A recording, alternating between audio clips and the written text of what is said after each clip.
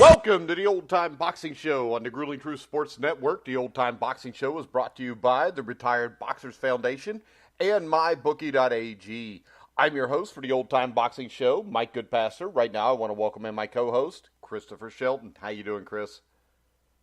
Good, Mike. Just glad to be able to do this. So you're not bleeding to death like last week and we couldn't do the show? Nope, I was in the same situation today. I tried to buy the cheap razors, and it's a mistake. But I used the expensive one today. I said, you're not going to be stupid twice. I was really gushing like Niagara Falls 9 days ago. Well, did you ever think about maybe just getting an electric razor? That might be a thought too, but it was really crazy. It was bleeding, just gushing blood everywhere and all over people. And I really didn't care, but you really can't go into an office atmosphere like this. Even though I did, but they were very nice people, but said can't do this twice. So today I used the expensive razor. All right, so today we're going to talk about the careers of Teofilo Stevenson and Felix Savon, two guys that were legendary amateur boxers. We're going to start off with Teofilo Stevenson, who won his first Olympic gold medal in 1972 and his last World Amateur Championship in 1988. Or 86. He won 302 fights, once went 11 years without a loss, and had Cuba not boycotted the 1984 Summer Olympics, many think Stevenson would have had an unmatched 4 gold medals in boxing. He had already flattened the eventual 1984 gold medalist Terrell Biggs twice, was offered a fight with Muhammad Ali in the mid-70s. He was a special talent who loved his native Cuba, Chris, and really didn't want to leave. No, and it's a shame with both Stevenson and Savon because we'll never exactly know as Americans quite how to judge them or where to put them in legacy, though I'm glad we're doing it. And especially I'm glad that you're the one that pointed out to do Stevenson. I'd originally just said Felix Savon because in my generation, a little younger on that, as far as Savon was a big name, and Stevenson was a little before my time. But I was glad you kind of forced me to watch his fights because yeah, this is a big guy, a hell of a guy, and his fights are a lot funner to watch than Savon. This guy he destroys people as an amateur. You usually see amateur fights, and especially with what's going on in boxing these days, the Olympics, which is just they've destroyed boxing. It's nice that he's really fighting and just knocking these guys out in 1 to 3 rounds. Just a huge guy, 6'5", 220 or something like that, and devastating knockout punch. Yeah, and Stevenson was born in Cuba. His father was an immigrant from St. Vincent. His mother, Dolores, was a native Cuban. When you look at him, Teofilo Jr. was kind of, from what I've read, kind of a shiftless but bright child. At the age of 9, he found himself sparring at a makeshift open-air gym his father had frequented under the tutelage of former national light heavyweight champion John Herrera. Teofilo Jr. began his career fighting far more experienced fighters, but according to Herrera, he had what it took to be a great fighter. And despite his growing involvement in the sport, Stevenson had yet to tell his mother about his activities. And we've talked to a ton of boxers who mothers did not approve.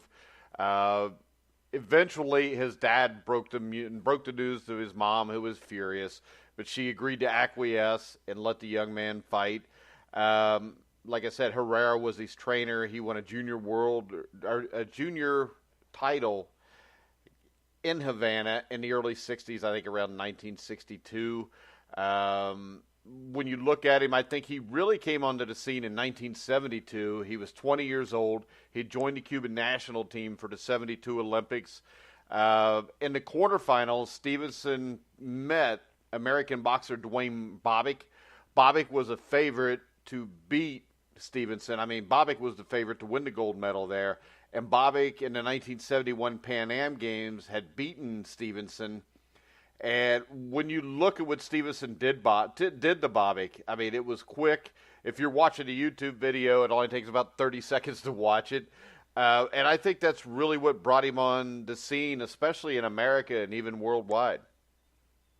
Yeah, and I would just say that it's kind of a shame that with Stevenson, because he knocked out Bobbick so easily that Bobbick had all this reputation, and then Bobbick, after he turned pro, went this long run of being undefeated.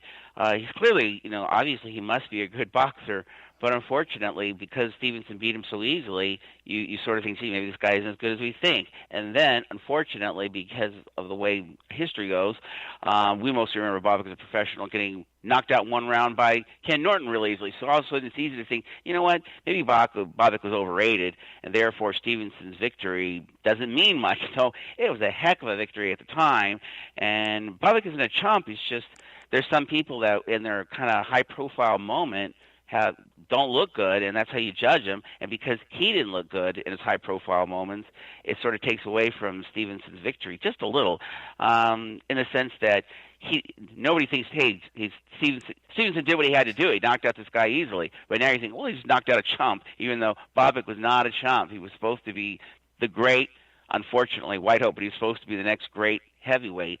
And he had a great run in the amateurs and a great run as a professional, but unfortunately these two losses stick with you.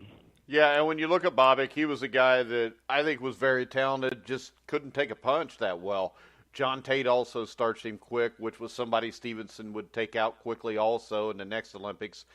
But in 1972, the Cuban boxing team won 3 gold medals, which were their first in Olympic boxing history, as well as a silver and a bronze. And I think the Munich Games really established Cuba's boxing dominance in the amateur sport that would go on to last for decades. Yeah, the Cubans were really the best team for certainly more than a decade, as you said, and it's tremendous for the sport itself. And I think, again, because of the way when you grow up and stuff like that, you're stuck with what you're stuck with. So the 76 American team, I really like them. I'm even more impressed now about that team because the Cubans were so good and the Americans did so well in that batch, which I thought was impressive as a tiny little kid. But now I think, wow, that's very impressive that we really stuck up to the Cubans, that team, because the Cubans were fantastic at a time where the Americans were almost sort of getting toward the end of the run of how great they were going to be, or at least at the absolute peak of greatness. But yeah, it was a tremendous program, and the Americans were very good too. It was a great run for amateur boxing, which again I think today the Olympics summer boxing sucks, and it's too bad because it was once great, and the Cubans were part of the reason why it was once great. Yeah, and Stevenson went on to win the inaugural 1974 World Championships in Havana, Cuba. Then in the 1976 Olympics, he did the same thing again.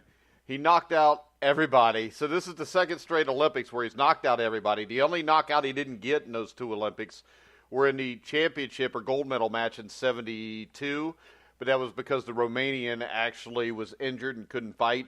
But in 1976, I think this thing it really stands out. You talked about that great 1976 Olympic boxing team the United States had. John Tate gets KO'd in 1 round. I mean, he totally gets blown out. And very impressive. Yeah, when you look at it there with Howard Cosell, and the thing that really stood out to me was George Foreman. If you watch that fight, George Foreman made the comment there that Teofilo Stevenson would be the heavyweight champion of the world someday if he would just turn professional. Yeah, I think, as I think I've told you before, I love Foreman as a commentator. I really do. There's a real honesty and observation when he's talking about somebody. And yes, he said about Stevenson, he was joking around, and I don't know how much he's joking around. He's going, I'm glad Fidel Castro doesn't let this guy fight me because I don't know if I want to fight him. He looks a little too serious in the ring. He says, when I go in there, I just want to win and get a paycheck, and both of us go home. And this guy looks like he's trying to fight for his country, and it's crazy. So yeah, Foreman was definitely impressed by Stevenson, and the realization that when Stevenson steps into the ring, I mean, he's a real serious fighter. This isn't a guy that trash talks you because he's trying to make money. He's somehow got in his head that he's defending Cuba when you go in the ring with him. And Foreman says, I don't want to go against that. I want to go against the guy who just wants to make money. Yeah, and this is the point where I think we came the closest to him signing a professional contract. American fight promoters offered him in excess of $5 million to challenge world heavyweight champion Muhammad Ali. If he would have accepted, it would have made Stevenson the second boxer to go straight from Olympic gold into a professional debut with the world's heavyweight crown on the line. The first, of course, was Pete Rademacher, who met his demise in his pro debut against Floyd Patterson. Knocked him down, though. But the thing is this, and I think the thing that really stood out here is Stevenson was probably the biggest hero in his native Cuba at that time. And when they asked him about it and why he refused the offer, he asked, what is $1 million compared to the love of 8 million Cubans? And whether you agree with the politics of Cuba, which I think most don't, you have to respect that he put that above money. Yeah, and also the other thing he said, which is interesting, that he might have considered defecting, but that he shows there's a sharp guy, there, is that he felt that even if they offered $1 million, I'm not going to see $1 million. I'm going to get ripped off, and everybody else is going to take the money, and I'm ultimately only going to see a little bit of it. So there was a consideration that boxing's a terrible sport on the professional level, and that where he was at, they gave a house, they had like 5 bedrooms, a couple stories, and a good training, and such, so that he was okay, and I guess he just also felt that he didn't want to defect. It's not easy to leave your land, and it's kind of puzzling to me that Castro would put that sort of not allow the guys to fight professionally, because it's unfair, and I don't understand it, because if Stevenson somehow beats Ali, he's the biggest star in the world, and Cuba has the heavyweight title. And why wouldn't Castro at least, why wouldn't he want that? That would be fantastic for Cuba and its reputation and such. Well, so it's really a shame. My thoughts on it are this. Number one, you also take the risk of Stevenson getting, destroyed or embarrassed. Beaten. And you also have this. Then you have the Cuban people see this man make all this money. And maybe it makes these people think, maybe I need to go try to do that, try to get out of here. Whereas the other way, Stevenson was refusing all this money to go to the States. So the Cuban people are sitting there, and this guy that they worship, they're saying, well, if this is good enough for him, maybe this is good enough for us, and this is all there's ever going to be. Yeah, I guess you're right. One thing we can't absolutely know is what would happen if Stevenson faced Ali, which I think we'll talk about what we think might have happened. But it's hard to believe Castro was really afraid. I mean, you can't help but be impressed by Muhammad Ali and think, gee, I'm not sure anybody is going to easily take on this guy. But you think Stevenson, if there's, you should have a little confidence of giving him a chance. But you're right. There might be politics of now Stevenson is the heavyweight champion. Now he might say things and have a power to say things that's more of a problem. It's a worse problem than the gain from having the heavyweight championship. Having this guy start talking about certain kinds of freedoms that people should have, and certain people that are being oppressed, and maybe that's more of a problem. And it's better just to keep the heavyweight title in some other country's hands. Yeah, because I think really, as a communist country, they're more of a country that would want to be isolationist anyways, if you know what I'm saying. Yeah, definitely. Russia was their good friend, but certainly not us, America. Definitely there were. Castro was certainly a very smart guy. Usually, Muhammad Ali sitting with Fidel Castro at fights, so he loved sports and he loved boxing and he loved Stevenson. But yes, he definitely had his reasons that he was not. I'm not going to allow you A to defect, but B, I'm not going to even allow you, Muhammad Ali, to come into Cuba and fight in Cuba and do this, because as you said, there were reasons of why Castro wanted to keep Cuba slightly isolated, at least isolated from America, if not a larger parts of the world. So let's look. If they fight, I mean, Teofilo Stevenson was a guy that would be a good-sized heavyweight today. He was 6'5", 220 pounds. He was as big as George Foreman, a little bit taller than Foreman even. When I look at this fight, though, the way I compare it is this. Muhammad Ali had fought Sonny Liston, Joe Frazier, George Foreman. He'd fought all these guys. And I think in the end, throwing a guy that's an amateur, no matter how great an amateur he is, in his first fight with Muhammad Ali, no matter where you're doing it, is probably way too much for anybody. Yeah, it's hard to say other than the other problem with Stevenson, and again, sometimes you're holding his successes against him, is because he's scoring all these knockouts in 1 to 3 rounds. You've got to believe at that time a heavyweight championship would usually be 15 rounds, and that Ali would just, if nothing else, not really engage with Stevenson so much. He'd clown around and talk, but he'd mostly try to see if he could wear Stevenson down. And we're not sure where Stevenson's going to be in the 6th, 7th, 8th, 10th, 12th rounds versus Ali, who's extraordinarily patient. You and I kind of talked about it, but the initial fight would have been around 74, and it is an older Ali. It's not the Ali of the 60s. Yeah, but that's still a really good Ali. I mean, the 74-75 Ali is still one of the 5 best ever. Oh, yeah, 75 Ali, gets a TKO against, Joe Frazier. That's very impressive. Thrill in Manila. But if they had carried this, and there's talks, this fight was going on for a few years, from 74 to 77. If he fights Ali at 77, well, Stevenson still is at a peak, at its peak, and Ali is, no longer the Ali of even 74. So his chances are, even though the opportunities were in 74, they were still there in 77. If it's in 77, his chances greatly improve, but he didn't do it. And you're right. You can't. I hate when people say Tyson would beat Ali or anybody would beat Ali. I go, you know what? Beat him in the ring. Don't beat him with talk. And you're right. Talking on paper with Muhammad Ali and beating him at 2 different things. Though at least Stevenson would have, he could be at a distance a little better with Ali or a gauge or whatever you want to do. He's a big guy. He's got, a big reach. So it really depends how he wants to fight Ali. And it's hard to tell because he didn't need to in these amateur things because he just walk in there and just beat up somebody. And you can't do that against Ali, which doesn't mean he couldn't alter his style or sort of think things through.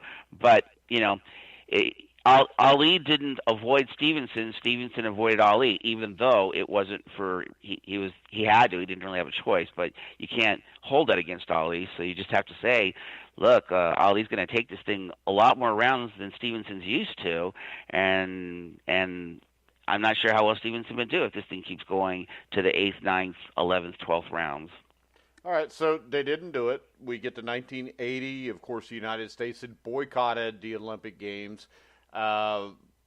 Stevenson starts off, knocks out his first 2 competitors, knocks one out in 1 round, the other out in 3. Then he wins 2 fairly easy decisions to win his 3rd straight. Then we go fast forward a little bit, and I remember watching this because they used to show the U.S. against Cuba on Wide World of Sports with Howard Cosell and Chris Schenkel and all these guys. And guys like Jimmy Clark, Terrell Biggs trying to beat him. Nobody really could. Then we get to the 84 Olympics, which Cuba, following Russia's lead, boycotted also. But I don't think... I'm not one that thinks this is a open and shut case that by 1984 he walks over Biggs, but I'd say there's probably better than a 50-50 chance he does win the fight and win the gold medal again. So you're looking at a guy that could have very easily have won 4 straight gold medals. Yeah, and it's disappointing that he wasn't given the opportunity. And I also agree, you can't just absolutely give him something that he didn't fight and earn. And Biggs is nothing else. He is a big guy with really good boxing skills. He's real disappointing in a way because he seems like he should have been even better as a pro than he was. But you're right, you can't give Steven a walkover. And just to say, for whatever it's worth, the Olympia boxing's been happening for 3,000 years or so. It's been and such. And there's only 2 boxers that have won 4 times. A guy from the modern Turkish region named Adamastos, who really rewrote the rules that we still use today in many ways, and then an Italian named Sandro, Sicilian, whose little village was wiped out eventually. So it's only happened twice in thousands of years, and it hasn't happened since they call it the modern Olympics, since about 1896, I think, is when they restarted again. And there's only these guys that have won 3 times, but they didn't get to the 4th time because he didn't get a chance. And I agree. I like his chances against Viggs. I like his chances of winning, but he might be getting a little older too, and you can't give him something he didn't fight for, even though, again, the asterisk is it's not his fault. I mean, it really is not his fault because, it's a dictatorship, and the dictator sets rules, and there's nothing you can do. Yeah, and he passed away a few years ago at the age of 60. I think he had heart disease. So I think what we can do is this. I think, from what I've seen, I think he was the Right. greatest amateur heavyweight of all time. I don't know how that translates because we've seen guys like Jorge Luis Gonzalez in the 90s, who was supposed to be a great fighter coming out of Cuba, that basically got beat up by almost everybody he fought when he got to a high level in Right. heavyweight boxing in the pros. But I think it's safe to say that you're looking at a guy that would at least been a top 10 contender, and who knows from there. Yeah, and it is interesting when the Cuban fighters turn professional, and some may be disappointing. He's no longer fighting, I don't think, these days. But Irish Mike Perez from Cuba, it was a little difficult when Americans and other people faced him, because Cuba does have its own sort of distinctive style and stuff. And Stevenson, yeah, I like him as the idea is the best heavyweight ever as an amateur, and still a little frustrated he didn't get that fourth opportunity. And just to point out, if you look at him, God, he looks like he's sculpted. He looks like a statue by Michelangelo. I mean, this guy is just. Some guys are boxers have an awkward shape to them. He isn't one of them. He just looks like a muscled Adonis, and it's really shocking to see him in a coffin at 60, and a reminder of our mortality. But yeah, I like him up there as one of the best, and also one of the funnest to watch. It's not, sometimes people don't necessarily want to go back and watch these guys. He's one to watch because he's fun to watch, because they're quick fights, and he's just a devastating knockout punch. And I guess the Bovic and the Tate knockouts, because we're Americans and we know they're good fighters, we put a lot of a little more weight on that at least. But yeah, it's just taken away. Certain fights are taken away, and Stevenson versus Ali was taken away. It wasn't Ali's fault. It really wasn't Stevenson's fault. It is what it is. But ultimately, you and I, we don't know, but we sort of like Ali's chances in that. Yeah, especially in 1975-76. Now, when we're in the conversation of greatest amateur heavyweights, the guy that followed him, Felix Savon, who we're going to talk about now, is a man that would be in that conversation with him. I think that Stevenson was technically a little bit better because I think Savon didn't have the greatest feet in the world. But when you look at Savon, he won 3 Olympic gold medals, 6 world championships. And the same thing, mid-90s, he gets offered fights with Mike Tyson and turned it down to stay in Cuba. So what was the thing that really struck you when you saw Savon on film? I mean, he managed a career record of 326-21 with all of his losses avenged. Yeah, I guess, both of them, Stevenson and Savon, fought hundreds of times. I guess with Savon, I wouldn't say I was disappointed because he's a really great boxer. I think it's just I don't want to compare him against Stevenson because I was so impressed by Stevenson watching the two of them, because I'm sort of watching them back to back. But also maybe I'm impressed by Savon's boxing skills and such. And I just can't emphasize enough that in our time, which now it's a little more contemporary though, and such, Savon versus Tyson was unbelievably appealing because Tyson at the time was undefeated, considered invincible. Nobody could face him. And then here's this guy in Cuba who you say, hey, it would be great to see this guy fight Tyson. I don't know what would happen, but we know he wouldn't be afraid of him, and we know he's a great fighter, a great boxer. And the Savon versus Tyson fight in our time was just it was gut wrenching that it was taken away from us. I guess Stevenson and Ali probably was disappointing to people, but I don't think it was so gut wrenching because Ali at least had lost. Tyson hadn't lost. He was considered invincible. So you wanted this guy. Hey, this guy is the guy that should face him, and it was taken away. Yeah, and when you look at his career, he won his first important title in 1985. He won a World Junior Championship. And then in 87, in the Pan Am Games, he upset America's Michael Bent, who I had on the show a few months ago. He was a great guy, and he said Savon was a bad man. But when you look at that, when you look at the people he beat, I mean, guys like Michael Bent, Ruslan Chagayev, Sultan Ibragimov, I think he beat at one point, Devrel Williamson. I mean, his talent that he beat was good, but it's like when you watch David Tua fight him, I mean, David Tua looked like a 14-year-old and didn't even have any muscles yet. So just like the Stevenson one, I think it's hard to compare this. But I think it's even harder with Savon because it seems like the fighters that Savon fought were even younger than the one Stevenson did. And I think the reason that is because you look at the 60s, 70s, early 80s, I think the best fighters wanted to be in the Olympics, and a lot of times the guys Stevenson was fighting would be 21, 22, 23 years old, and it seemed like the majority guys Savon beat were 20 or under.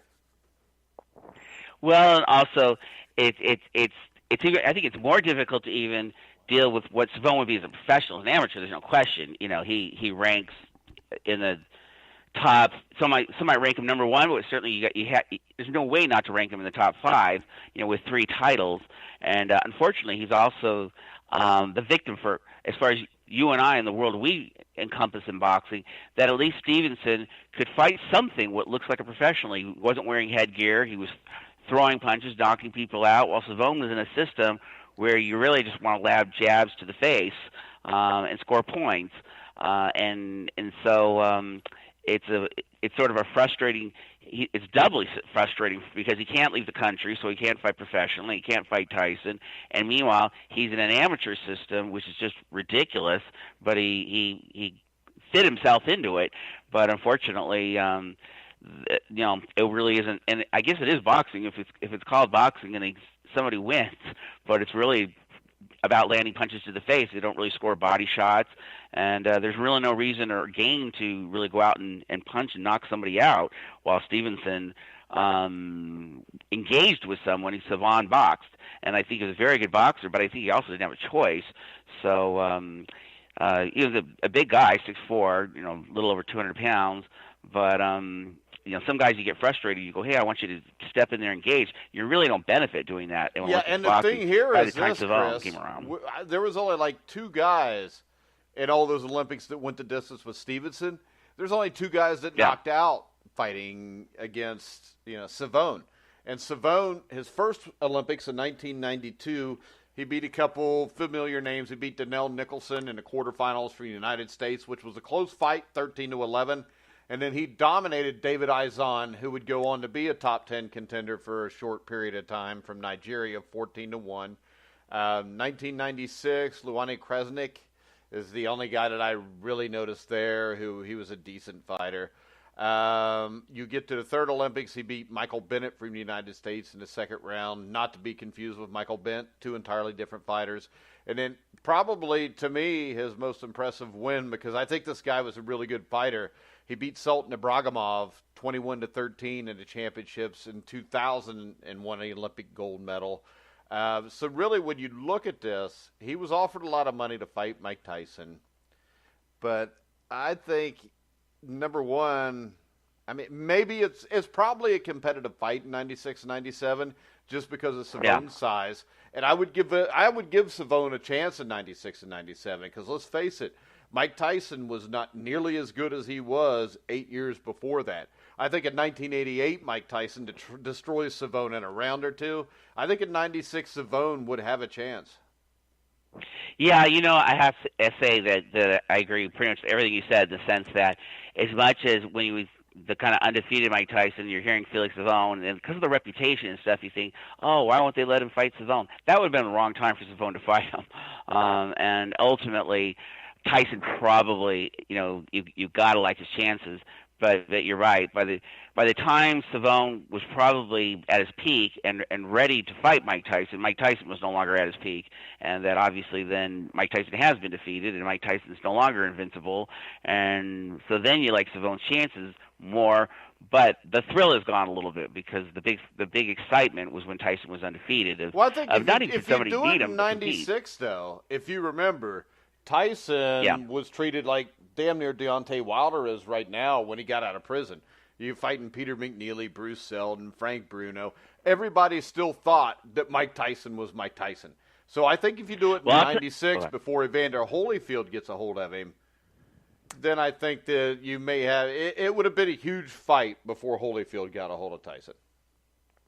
Well, I'll say this for our sponsor and stuff like that. I'll know one group of people who absolutely knew Tyson was vulnerable, and I'm one of them too. But the gamblers knew they were sitting on Tyson. They knew that this guy wasn't the same guy, that he was being overrated, and that people were going to lay down their money on him. And you're just sitting and waiting on which opponent is going to be the one to take Tyson out. I actually thought Bruce Seldon had a chance. How stupid I was on that one. Yeah, that was stupid, Chris. But that was stupid. But I thought, oh boy, I wish Tucker had beat Seldon, because I would have laid down a lot. You know, I lived on the border. I lived in Mexico. I lived in Tijuana, where it's legal. It should be legal. I would have laid down my money on Tucker, but I didn't realize that there's this group of gamblers that knew that. So when Holyfield went up against Tyson, the odds were ridiculous, 25-1. That's ridiculous odds. And the gamblers threw all their money on Holyfield. It dropped to 21. All their money on Holyfield, 15-1. All their money on Holyfield, 10-1. It dropped to 7.5-1. So there was definitely gamblers looking at their golden goose. And I was telling people, though at the time no one believed me, though I wasn't talking to these gamblers, hey, look, Tyson's really vulnerable, and you should lay down a lot of money on his opponent if you get the right opponent. I wasn't sure Holyfield was the right opponent, because I thought Holyfield was going to engage, and I actually thought you might want to stay away from him and box a little bit more. But again, the gamblers knew. So when we say nobody thought that someone had a chance against Tyson, gamblers knew it, and they were sitting on it, and they made a fortune. I knew he would never beat Holyfield. You can ask anybody I know. From 1986 on, I thought that. I just thought he had too much heart for him. And when we get back to Savon, I mean, if he fights Mike Tyson and wins, then they're going to give him a bunch of money, and he's going to have to fight Holyfield, Bowe, or Lewis, and he's getting his ass kicked. Because I can tell you this. I think Felix Savon, for that time in amateur boxing, was a great fighter. But Felix Savon was nowhere near a Teofilo Stevenson. No, I agree on Stevenson. Of the two of them, Stevenson or Savon, who do I think is more impressive or has the greater legacy? I'd say Stevenson. And I'll also say this, that I agree with you that even though we aren't sure, a lot of people didn't think Person had a chance against Mike Tyson. It would have been interesting if Savon did it, because I probably would lay down money on Savon. But I probably would have laid money down on him too early if he fought Tyson when he was back in like 88 or something. That would have been a mistake. But laying down money on Savon in 96, I might have gone home with a little bit of money, which would have been nice, because he was all reputation. But Tyson, his reputation was more than his skills by 96, while Savon was an excellent boxer, and Tyson was going to be vulnerable to a boxer, especially with Savon with his reach. Savon would have a tremendous reach. So he was 6'5". He was about the same size as Stevenson. Yeah, he was a little smaller, but don't make that. I don't want to make him sound small. Stevenson's a huge guy, but you're right. He's a much bigger guy than Tyson. That's for sure. They were both 6'5". They were both 6'5" with an 82-inch reach. So.